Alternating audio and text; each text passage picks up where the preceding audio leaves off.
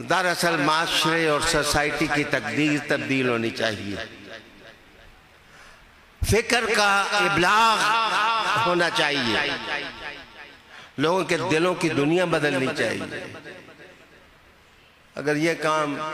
Doctor साहब ने कर लिया, मुस्तफाई साहब ने कर लिया, हमजा साहब ने कर लिया, डॉक्टर खलील ने कर लिया,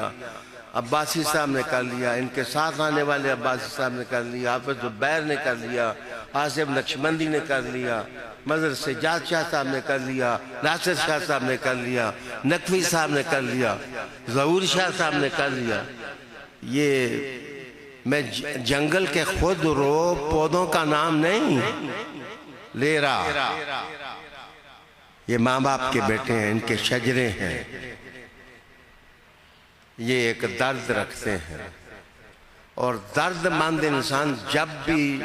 नाराज़ान होगा तो जब मौत नजर आएगी तो अल्लाह अकबर कहेगा, जब इश्क का सितारा चमकेगा वो या रसूलल्लाह कहेगा, जब शहामत और शुजाअत की जरूरत होगी उसकी जबान हैदर हैदर हैदर हैदर पुकारेगा।